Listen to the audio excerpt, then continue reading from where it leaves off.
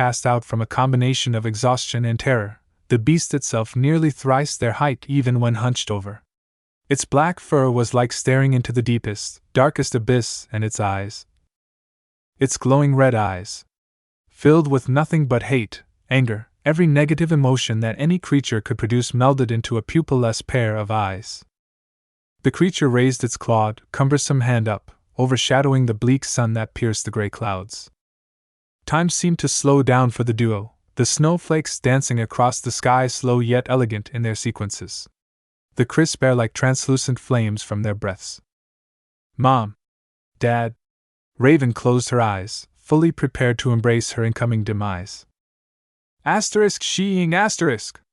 Raven opened her eyes fast enough to catch the sight of the beast that was destined to kill the two of them being eviscerated, the bottom half dropping unceremoniously to the ground while the top half sailed overhead. Gravity soon took effect, the top half of the creature plummeting and nearly crushing Raven and Crow. Funswiken, erupting propulsion fist. The creature's top half was sent flying off into the distance by a steam-enhanced punch, flying off into the sky until it was little more than a twinkle. Mouth agape, Raven craned her head to gaze upon her savior, the sun's blinding rays obscuring most of his features from her vision. His hair shined silver, that much she could make out, as well as the odd pure black weapon he held in his hand. Curious, he called out, the corners of her vision going hazy. What are two children doing out here? Those were the last words she heard before blacking out. Beacon Academy, located in the Kingdom of Vale, was one of the most prestigious institutes whose sole purpose was training teams of huntsmen and huntresses to slay the various monsters that plagued Remnant. Naruto Ashpin couldn't quite remember when exactly the school was founded, considering his perception of time had warped in his life, though what he could remember was why it was founded. Grim. Creatures of destruction that lack a soul. They appeared out of nowhere one day over 10,000 years ago, give or take, and seemed quite intent on destroying all that civilization made. Humanity's tenacity saw to it that they returned back to dust, albeit barely if the map of the world Naruto saw was anything to go by. Earth, or Remnant, as it was commonly called nowadays, consisted of 5 continents that at one point could have been considered the elemental nations, the rest of the world being shrouded in the unknown because of the lack of mapping. Of those 5 continents, there were 4 kingdoms: Vale, Vacuo, Atlas, and Mistral. The world was approximately 65% water, with the other 45% being land. Of that 45%, only 40% was claimed by the 4 kingdoms combined, with the remaining 5% being unclaimed territory due to hordes upon hordes of Grimm, and even then the kingdoms had infestations of Grimm in its lands. Huntsmen and huntresses were warriors meant to combat these creatures, possessing unique powers and abilities known as aura and semblance that resembled chakra and Kekkei Genkais respectively, yet he didn't really look into it when it first came about, and it was far too late for him to study the difference, as he was one of only 6 people in existence that had chakra while everyone else had aura. Perhaps Kaguya Salem would know, but he didn't want to think of her right now. Ashpin glanced to the woman that was walking beside him. Standing at 6 feet 5 inches, nearly matching his own height, Glinda Goodwich's eyes darted around rapidly, taking in every single detail about their surroundings wordlessly. He quickly played on her distracted state to his advantage and took a better glance at the young woman. Her complexion was not quite as pale as his own, but was still pale nonetheless. Vibrant bright green eyes were protected by a pair of thin ovular glasses, with very light blonde hair that went to her waist with a curl hanging down the right side of her face. Oh, and E-cup breasts, possibly F-cups. Even after thousands of years, his godfather Jiraiya still managed to find a way to corrupt him, may he rest in peace. Her outfit was simply a dark purple button-up, sleeveless shirt with an open high collar, a black belt, a black skirt that hugged her hips, dark purple high heels, teal hanging earrings, and a white scarf that had a single gold line on the ends and a golden tiara. So, Ashbin began, looking up towards the tower that jutted out at the center of the campus. This is Beacon. Excellent observation, Sherlock, Glinda retorted sarcastically. Just trying to make small talk, Ashbin mumbled, glancing away and scratching the back of his head. Her eyes darted to the right for a mere fraction of a second, sparing a quick one-over of the man she walked with. He stood an inch taller than her, with a pale complexion and black eyes. Dark blue eyes maybe? And tousled silver hair, a unique color that she had never seen on a person before. Maybe it was dyed silver? Her theory was only further supported by the black eyebrows that he had. He donned a black and green themed outfit, consisting of a dark green long-sleeved shirt with the sleeves rolled up to his elbows, a black unbuttoned vest, black pants, black shoes, a lighter green infinity scarf, and in his hands he held. Is that a cane? Glinda asked. Yes, it is my weapon of choice, Ashbin stated, caressing the meter-long walking cane with a somber look. So you use it as a bludgeoning weapon? She questioned. Well, there's a bit more to it than that, he retorted, running his hand along the pattern-embellished handle. He would have continued to stare at the intricate design, but was rudely interrupted when asterisk boom asterisk. Ashbin and Glinda turned to where the main entrance area to the academy was, an explosion of fire, lightning, and even a bit of ice reaching just above the trees and towards the sky. I'm not sure if what I just saw dash. I saw it too, Glinda, Ashbin said, his voice neutral and his gaze directed towards the site of the explosion. Shall we go investigate? Can you tell us another story? Very well. Remnants full of legends and stories. Some of them true, some made up. But there's one I recall from a very long time ago. Laying on the ground unharmed but otherwise dazed and defeated was a young woman around the same age as Glinda and Ashbin, standing at 5 feet 4 inches with a pale complexion, black and red hair, and wearing a white hooded cloak on top of a gray blouse, a gray waist cincher with red lacing and a gray skirt. And sheathed at her side was a single-edged blade with a curved hilt that held a revolver chamber, and a barrel infused into the blade itself.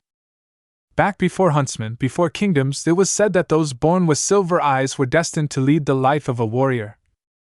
Welcome to Beacon, she mumbled on the ground. A looming shadow suddenly blocked out the sun in her vision, causing her to push up slightly to see the source of it. Hi there, Ashbin said, his cane tapped against the ground in his left hand and his right hand extended to the fallen girl, Glinda standing off to his left side. You see, the creatures of Grimm, the most fearsome monsters mankind had ever encountered, were afraid of those silver-eyed warriors. They were? Indeed. They were the best of the best. It was said that even a single look from one of these fighters could strike a Grimm down. But it's a ridiculous story. Hi. The red-haired woman stuttered, grasping the extended hand in her own which quickly pulled her up. I'm Ashbin, and this is Glinda, Ashbin stated, staring curiously at the woman. Summer rose. Summer introduced herself, her cheeks flushed slightly from embarrassment. What? You mean you made it up? You big meanie. I never said I made it up. Just that it was a ridiculous story. Summer rose. Ashbin started, staring so intensely at Summer's eyes that the woman couldn't help but blush and flinch at the same time. You have. But even then, there is a grain of truth in every story. Silver eyes, he finished. WLI, Summer stammered, her face now tomato red in color. Quite a unique color, I must say. Though it suits you, Ashbin said smoothly, his voice remaining neutral but steam coming out of Summer's ears and her face becoming so red that lobsters would be jealous. Thanks, she managed to say, nervously poking her index fingers together and staring at the ground as if it were the most interesting thing in the world. So, Ashbin began, pushing his glasses up slightly. I'm guessing that explosion was you? Amidst the cries of denial and comical fits that Summer threw, none of the trio noticed the two pairs of red eyes that observed them from afar, a lone thought on the owners of said eyes' minds. Naruto. Make Kaguya's eyes dimension. Naruto grumbled, and he carried an unconscious raven alongside one of his shadow clones, who carried an unconscious crow. Damn kids these days, he mumbled, turning towards the clone that carried crow. Only to find the copy of himself silently, maniacally laughing, Crow held in one hand by the scruff of his shirt and a black paintbrush in the other. It was a look he recognized all too well. No! The clone immediately pouted in response, lowering the hand that held his paintbrush slightly. But no. Just no. The former blonde-turned-silver-haired man finally found his way back to his cabin in the woods, too irritated to take notice of the chakra surrounding the area until he finally opened up the door. And immediately found himself inside Kaguya's ice palace. Why are we here? His clone questioned. Kaguya must have no. Naruto gasped, a visible fear in his eyes. She never brought him here unless. Oh, Naruto-kun! Kaguya's voice echoed from down the massive hallway, and from the master bedroom. Your queen requires your services. He gulped, handing Raven over to his clone and walking off towards the bedroom. Godspeed, boss. His clone saluted, comical tears falling from his eyes as the original marched out to what was arguably the most difficult battlefield of all. Naruto pushed the bedroom doors open, gazing upon Kaguya Otsutsuki, the progenitor of chakra for his people. Wearing no more than an orange thong, laying on the king-size bed. And beckoning him to approach with her delicate fingers, licking her lips, a tinge of red on her cheeks and her eyes slightly clouded with lust. Here we go again, he sighed, closing the doors and stripping off his clothes. No rest for the wicked, it seems. Summer Rose, Taeyang Xiaolong, Raven Branwen, and Crow Branwen. The four of you have retrieved the White Knight pieces. From this day forward, you will work together as Team SDRQ Stark, led by Summer Rose. The four aforementioned hunters and huntresses in training stood atop a stage before a crowd of their peers, from left to right in the order they were announced. Summer was in shock, frozen in place by the revelation. This was certainly not what she had expected. Taeyang, a tall blonde man with lavender eyes, grinned and gave Summer a congratulatory pat on the back, nearly knocking her down in the process before turning to the other woman on his team and sending her a suggestive wink. Raven merely rolled her eyes at the blonde, an emotionless facade on her face as she scanned the crowd for one particular person. Crow, like Taeyang, was grinning ear to ear and blowing kisses and sending winks to all the females in the crowd, regardless of whether or not they were student or faculty. The audience gave one more wave of ovation while four more students walked up to the stage to take their place in front of the headmaster. Glinda Goodwitch, Ashbin, Lavender Scarlatina, and Dawn Arc, the headmaster said, pausing as he looked over the name Ashbin for a last name which was not there. The four of you have retrieved the Black Bishop pieces. From this day forward, you will work together as Team Gold led by Glinda Goodwitch. Ashbin barely showed any reaction to the news, only raising a single eyebrow in response.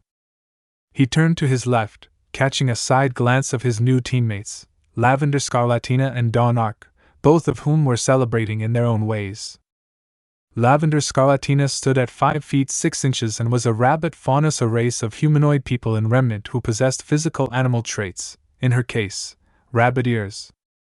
She had, as her name implied, lavender-colored hair which went down her back, stopping just past her ass, and similarly colored rabbit ears to match, and light blue eyes which darted back and forth slightly nervous. Dawn Arc was the shortest member of the team, standing at 5 feet 4 inches with golden blonde hair held in twin tails, dark blue eyes, and a familiar sword strapped to her side. He quickly turned to his right, noticing the smallest hint of a smile appear on Glinda's face. Good for her, Ashbin thought, the corner of his lips twitching up slightly. They were quickly herded off the stage to make way for the next 4 students, but Ashbin paid no attention to what was said. He was too lost in thought. This ceremony. It brought back memories of when he was a leader, when he was still in charge, when he was still a ruler. It still haunted him to this day. Naruto poked and prodded at his meal, an uncommon occurrence unless he had something on his mind. This day was special, at least to him. It was the one day out of the year where he would entertain multiple guests at the same time, the very day that the 4 sisters promised to visit him. So here he was, at the head of a table with spring, summer, fall and winter, as well as Kaguya Salem, and the 2 strays he picked up nearly 4 years ago, Crow and Raven Brahman. Having 2 children in his life again, it reminded him of Boruto and Himawari. He hated it. He hated how they adored him, looked up to him, idolized him just like Boruto and Himawari did. He hated how they would run to him when they were hurt, when they had accomplished something, when they just wanted to talk to him. He hated that he loved them like his own. Because one day they would die, just like Boruto and Himawari. But that was not what was on his mind at the moment. Spring was the first to notice his pondering and speak up about it. "Mr. Wizard? What is on your mind?" she asked, causing all at the table to turn to him expectantly. "It's nothing," Naruto responded, glancing up at the still expectant looks directed at him. "Naruto-kun, we all know you're lying," Salem retorted, spearing a potato and some pot roast on a fork. "So tell us the truth already." I think it may be time for me to rejoin the world." Everyone stopped what they were doing immediately, shocked by the words which were uttered by the immortal man. Even Little Crow and Raven were silent, despite not fully understanding how long he had been isolated. Are you sure?" Summer questioned. "I mean, I don't know what the world was like when you left it, but I will not know unless I go and see for myself," Naruto retorted. "Well, if you're dead set on this, then I say go for it." "Spring. Besides, what's the worst that could happen?" "Mr. Ashbin! Mr. Ashbin!" He quickly snapped back to reality, a bored expression on his face as he sat through what was, without any doubt, the most useless class ever, of all time. At least to him, that is. The professor, an almost stoutly man in his late 40s, stared at him expectantly, tapping his foot to a fast but silent beat and a vein on his forehead very prominent. "I'm sorry, what?" Ashbin called out, causing the man to scoff. "I asked you what historical event led to the rise of the color naming rule all across Remnant, but it seems you were too the Great War, as well as the fall of the Varon Empire and the rise of Vale." Ashbin interrupted, stunning the teacher into silence. "Very well. Please remain focused for the remainder of the class, thank you," the professor said, turning back to the rest of the class and resuming his lecture. Ashbin registered what the man was saying, but his mind was elsewhere at the moment. Admittedly, after all the centuries that had passed, he still hated academics, though not with the same fiery passion he had when he was a boy. Nonetheless, it was still very difficult to sit through a history class talking about the history he was a part of, and regretted. "Now then, can anybody tell me how the Varon Empire began its reign?" "The Varon Empire was founded approximately 300 years ago." Naruto looked down upon the village he was in with disgust, and for good reason too. The food in the village was dirty, diseased, unfit for human or animal consumption. The water shined a muddy color, as if even slipping a single toe into its currents would pave way for the need to amputate it. And the village itself.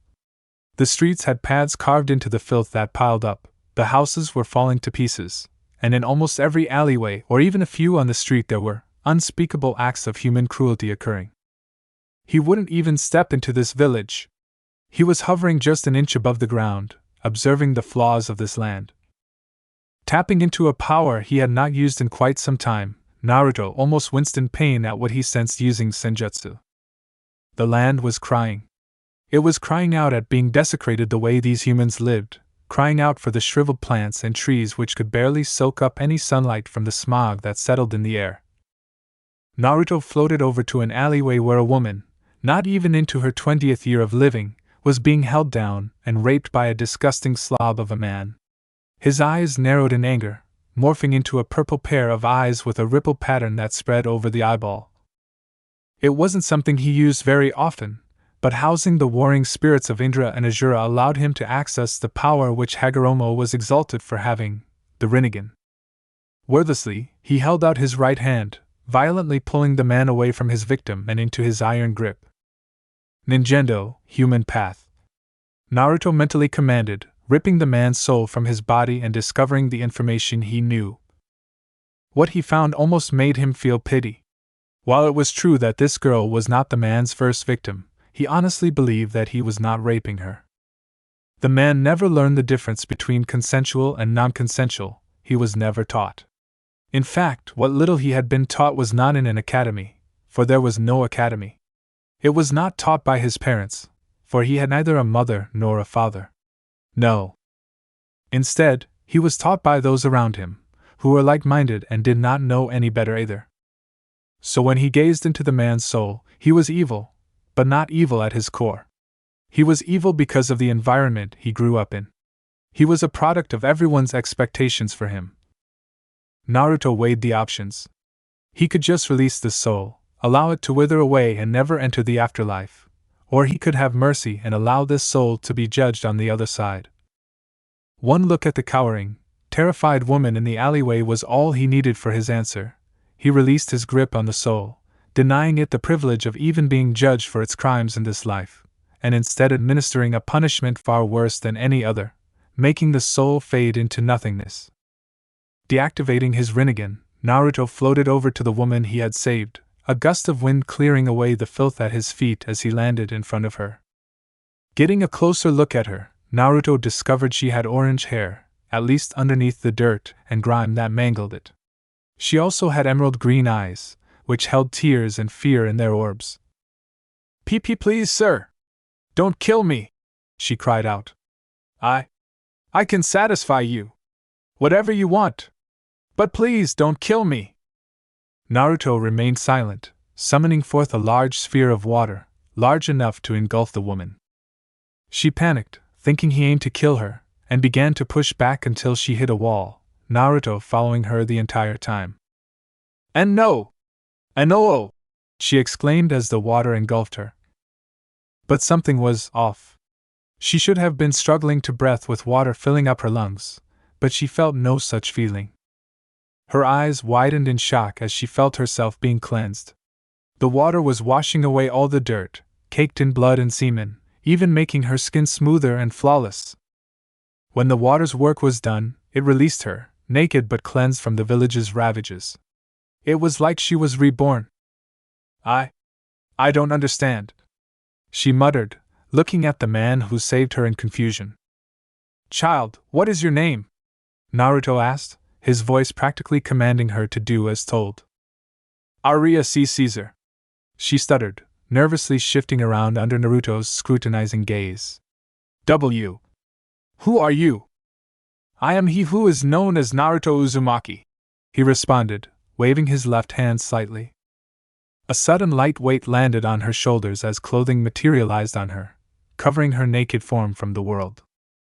"I have cleansed you and clothed you, Ria Caesar.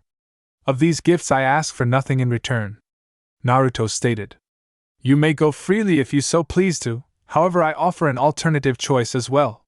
Join me by my side, and help me dissolve this land of its sins, so that no others may be forced to mire their souls with dirt and grime." At the end of his proposition, Naruto held out his hand, a simple gesture which held a large decision for Ria. She would have thought it to be an impossible goal that he was proposing, but the magic that he had used before her very eyes put to rest those doubts. Her mind was already made up, and she grasped his hand in her own, accepting his offer wordlessly and with a fierce determination in her eyes.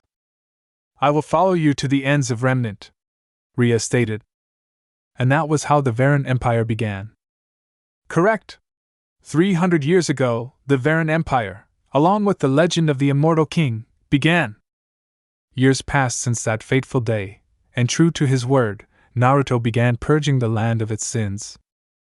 Ryo was the first of many to follow him, and with each village that he cleansed, he gained more followers. At first, it was only a handful of people. That handful grew into dozens of people, then hundreds, thousands. It was even to the point that lands across the vast amount of water which divided Remnant had heard of his feats. The village which he first cleansed was now thriving, as were every other village he visited. They all looked up to him as a leader, a shepherd, a god. "Please, Lord Naruto, at least entertain the idea," one of his followers, Persephone Shni, beseeched. "Very well, I will hear what you and the others suggest," Naruto replied, sitting on a chair made of wood that sprung forth beneath him. "Allow me to gather the others first, my lord," Persephone said, dashing off to find whoever it was she was looking for.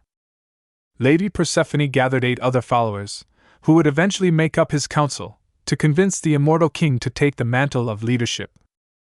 Persephone Shni and 8 others were gathered before him, each giving their reason why he should officially become their leader. Finally, the 9th follower came up to speak. The first of his followers was the last to speak, and she would forever change history. "You will make an excellent leader, Lord Naruto," Ryo stated. "Because effective leadership is not about making speeches or being liked. Leadership is defined by results, not attributes." Naruto hummed in thought, still unconvinced. "Look at all the good you've done for this land. You've erased decades upon decades of poverty in only a few years. Imagine what you can do in a decade or 2, Ryo exclaimed. "You're already our leader in all but title, therefore regardless if you agree or not, you will be our king." Seeing no other way, the immortal king took on the badge and the burden of leadership. There's no way out of this, is there? Nope. Troublesome. Naruto grunted. Fine. I will be your leader until such time I find a suitable successor. All hail the immortal King Naruto! I'm sorry, that's all the time we have for this class, the professor exclaimed. Please read pages 48 to 75, and be prepared for your first exam next class. Dismissed! Like bats straight out of hell, the majority of the students rushed out, either to get to their next class in the allotted amount of time, or just because they couldn't bear another minute in history class. Ashbin trudged on silently beside Glinda, their other 2 teammates beside them as Glinda talked about the class they just had. Excuse me. A new voice made all 4 members of Team Gold stop in their tracks.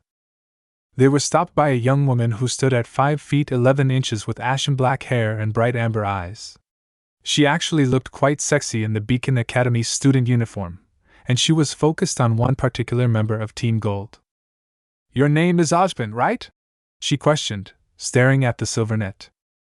Correct. Ashbin replied, nodding his head. I'm forming a study group for the history exam and I wanted to invite you. And your team, she said, quickly adding the other 3 women present.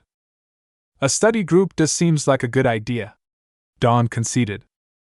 Yeah, Lavender quietly added. Well, if we're all in agreement here. Glinda trailed off. Okay, Ashbin responded. Excellent. I'll just give my scroll number to you, she chirped, pulling out a piece of paper with her number and a lipstick kiss and handing it to Ashbin. See you around. Wait. We don't know what your name is, Dawn called out, causing the woman to turn and respond. Cinder Fall. Chapter end. Alright, that's it for today's video, guys. Let me know in the comments section how was the story, and also don't forget to like, share and subscribe. I will meet you in another video. Peace out.